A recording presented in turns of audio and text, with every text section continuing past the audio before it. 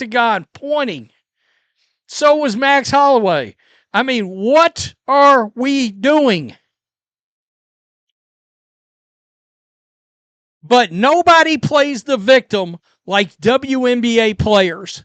Everything has got to be about a ism, a phobe, oh my God, white supremacy, something. And this is why this league has never turned a profit. This is why this league, they ventured into the mainstream.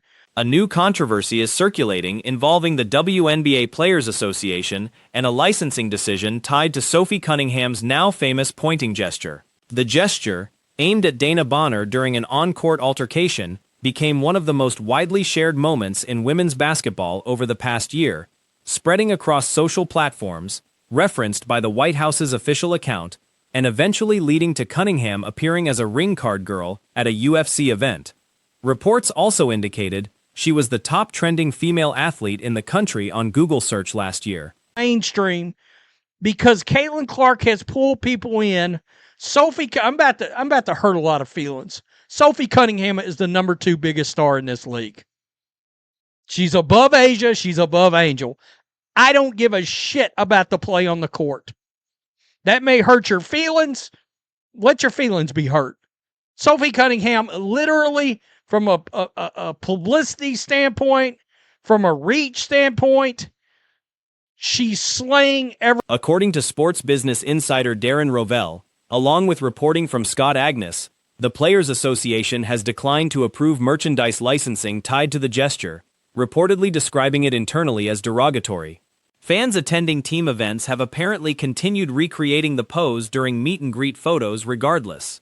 When the story was initially questioned online, Rovell responded that he had confirmed it directly, citing a rejection memo shown to him by a company that had sought the license. Publicity standpoint, from a reach standpoint, she's slaying everybody that's not named Caitlin Clark. And these players are so jealous that they cannot help themselves. I saw this and was like, wow. Darren Rovell. Now, guys, in case you don't know who Darren Rovell is, he is one of the leading insiders when it comes to sports business. He was on ESPN for years and years. The decision has drawn criticism from commentators who argue that blocking merchandise tied to one of the league's most viral and recognizable moments is a short-sighted business move, especially given the attention and audience growth it generated.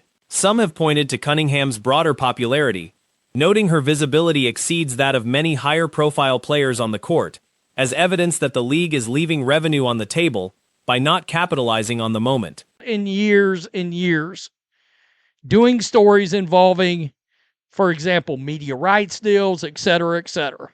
Think Sports Business Journal or some entity like that. He doesn't work for them, but that's his lane. Andrew Brandt is another one that's really good. But he's a sports business insider.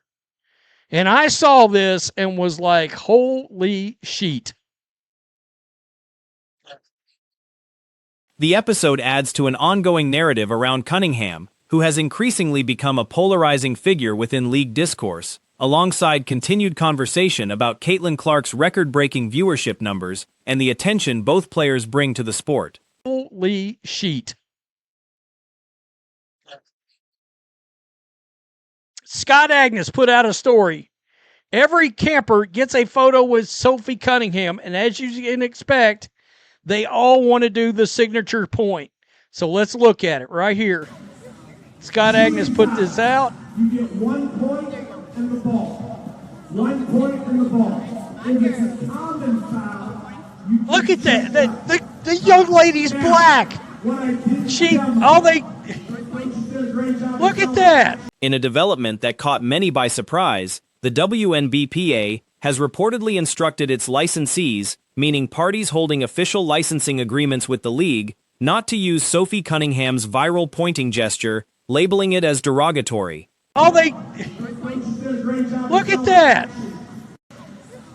I mean, that's awesome. The most viral moment of the year for any WNBA player has been this point. And of course, she pointed at DeWanna Bonner. Everybody remember that? That's what happened. She pointed at DeWanna Bonner. This thing went mega viral for 2 weeks. The White House posted it. She ended up... This report appears to be accurate. A social media post from a reporter referenced a blanket policy against using confrontational moments for licensing purposes, suggesting the restriction likely applies broadly rather than being aimed specifically at this one incident. Coverage from Yahoo Sports and the Sporting News has since reinforced the league's stated reasoning for declining to allow merchandising tied to the gesture. She ended up as a UFC ring girl because of this moment. By the way, again, she was the #1 women's trending athlete in the country last year on Google. On Google, the #1 was this lady right here, Sophie Cunningham. So that takes us back to Darren Rovell. The WNBA Players Association is currently prohibiting... That said, there's reason to be skeptical of the framing around this particular incident. Some voices within WNBA-adjacent media have suggested the gesture carried racial undertones. WNBA Players Association is currently prohibiting licensees from using the Sophie Cunningham point, saying that it is, quote, derogatory. What? What? That is absurd. And if I was Sophie Cunningham, I would be kicking and screaming. What? I saw this and was like... The actual sequence of events was far simpler. Cunningham approached an official questioning a lack of a foul call. DeWanna Bonner confronted her and told her to stop pointing, and Cunningham simply kept pointing in response, escalating what was essentially playground-level bickering rather than anything more serious.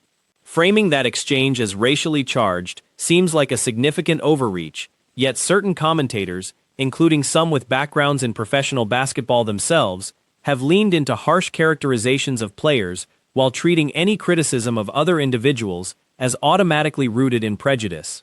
That have both doubled down on this statement about how they delivered denial of Sophie Cunningham pointing meme. And I get it. I do get it. But the reality is that with the way the WNBPA is, I believe that to be a thing. Like, you have seen, not necessarily players, but you've seen people in the WNBA media complain that the Sophie Cunningham point was a race thing. Setting that aside, the underlying explanation from the union is plausible on its face. The goal seems to be preventing licensees from profiting off confrontational moments generally. But the league's own history complicates that stated principle. Older promotional content from the league has featured lighthearted branding that cut directly to footage of on-court altercations, which suggests confrontation hasn't always been off limits when it suited marketing purposes. So there's a pattern of selective enforcement here. Complained that the Sophie Cunningham point was a race thing. She went up to a ref and said, why is she not getting a tech? And DeWanna Bonner got in her face and said, don't point at me. So she just kept pointing at her. Like, it was the most, like, 8-year-old thing ever. It was the most 8-year-old beef. You know when 2 8-year-olds, where one person is like, stop doing that, and you just keep and like 2 children are like, stop doing that, and you try to piss them off, and you just keep doing that. Trusting this particular explanation as accurate doesn't require doubting the reporter who surfaced it.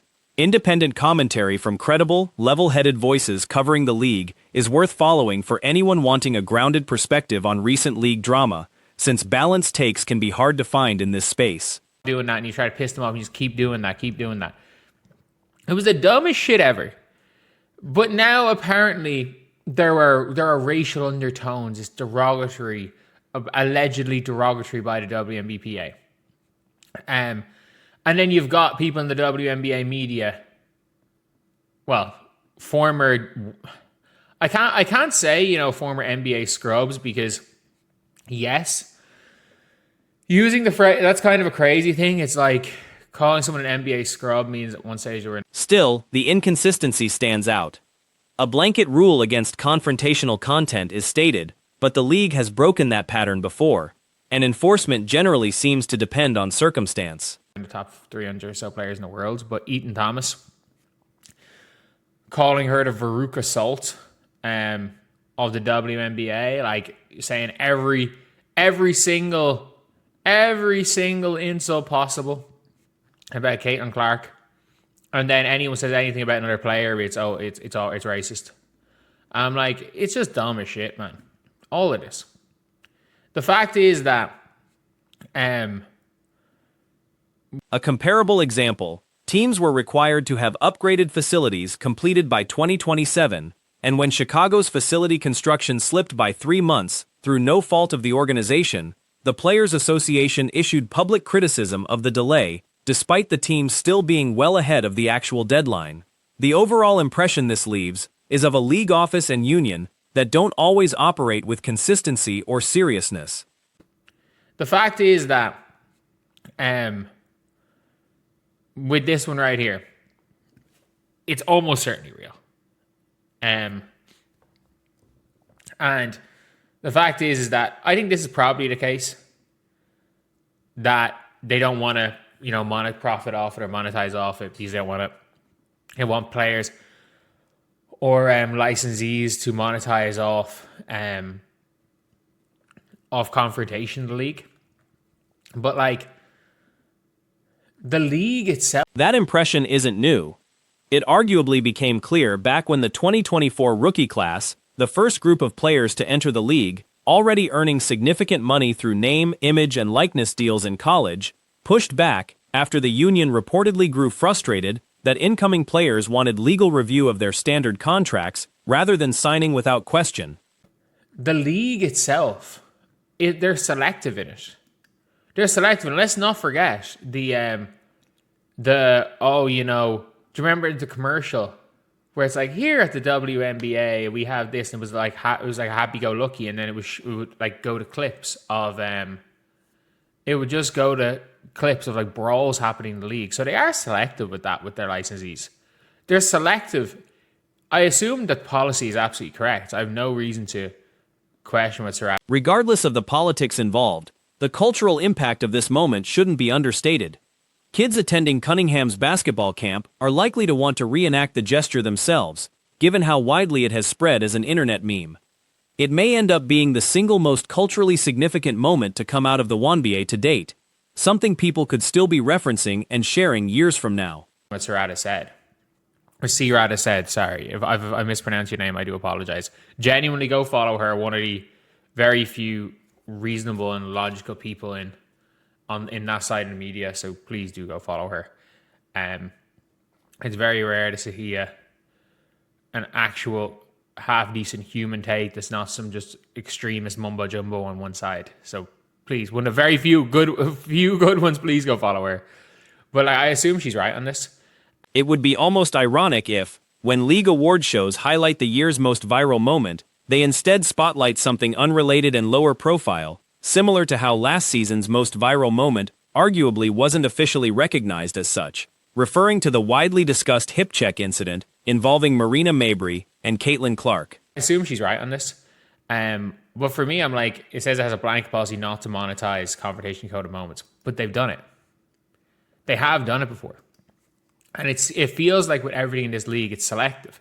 Like, they put in a rule that all teams must have facilities by 2027. And Chicago's facilities, through no fault of their own, I can't believe I'm defending Chicago Sky, through no fault of their own, has been delayed 3 months. Like, Chicago's facilities got delayed 3 months. The league is unlikely to promote this particular moment given its selective approach to what gets highlighted. It seems plausible that avoiding widespread promotion of the gesture is what most players themselves would prefer anyway, even if the underlying justification wasn't applied with full consistency. Given how many separate outlets have now reported on it, it seems less like an intentional effort to single out Cunningham specifically, and more like a general reluctance from the union to have official partners associated with the moment at all.